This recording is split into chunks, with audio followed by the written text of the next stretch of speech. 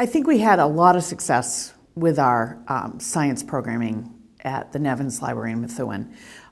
We really found that there was an audience for it, a tremendous interest in our community, and I think that's what we really had doubted. We weren't really sure there was going to be an interest. We've done a lot of programming, but it's mostly been arts or literature-centered type of programming or history programming.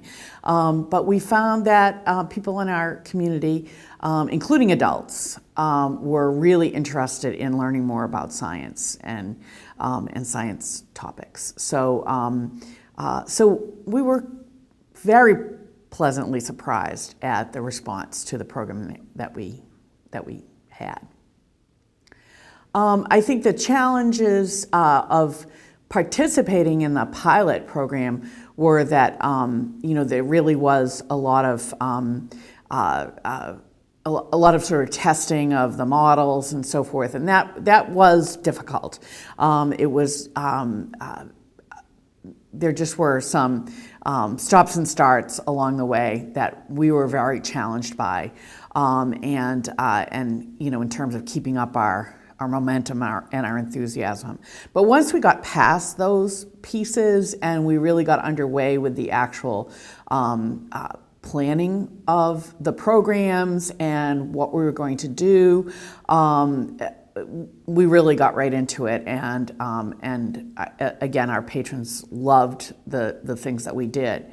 One of the things that I also thought challenged us in a very positive way was that I think the Cornerstones folks were looking for something beyond just lecture type programming, and they kept urging us to think more expansively about what libraries can do and what libraries can provide in terms of continuing education for our communities, and things that entertain and also educate.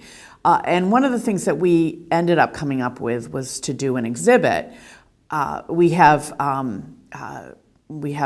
a library that has a lot of traffic, high traffic areas, and we had this idea of we could use our experience in mounting art shows and historical exhibits and displays to introduce science, a science exhibit. So we partnered with the Merrimack River Watershed Council, and we put together what I think is proving to be a quite engaging exhibit. It's small, it doesn't take a lot of space, but it's an exhibit that can travel to other libraries, which we're going to offer to other local libraries along the Merrimack River, to talk about the importance of the watershed, how we can keep our river clean, the ways in which the river gets polluted, and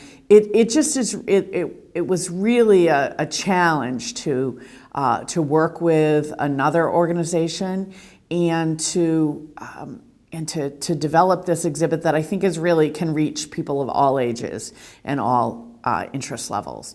So that was a tremendous challenge, but also a success. In addition to that, there are many ways that you can reach out to the public without just doing, a series of lectures.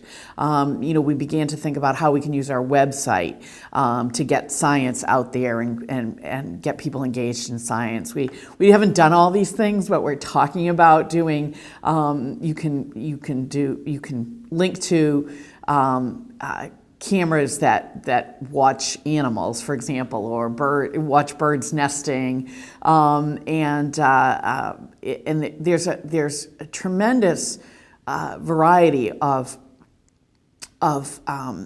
really interesting and engaging stuff online for citizen science and for people of all ages. Again, and I think the library's website is a place where people can find that material, and it can be curated and selected. So that's also, I think, a challenge to look at the different ways we can, both in the online, the library environment, and even going beyond our library. to get the word out about science in our communities. And I think in terms of libraries, why libraries should care about STEM literacy, I think we all should care about STEM literacy. I think as citizens of the United States and citizens of the world, we need to be very concerned nowadays about STEM literacy. I think we see that we are not as decision makers, and those of us that elect decision makers are not entirely well versed in science, and it's so important that people understand things like climate change or climate disruption, genetics, and the effect that pollution, for example, has on our health and well-being. There's so much out there that we have to today be much better versed in science than we used to be. So I think that the public library is certainly a place where everyone can come and a good place to not only learn about, but to talk about science and its effect on our daily lives and on our communities. So that's really why I think for us, it was very important to do this project, because we certainly felt there was a need in our community to have a more literate group of residents around, especially environmental issues in our community, and I think the project has really helped move the needle just at least a little bit on that, and it is important. So.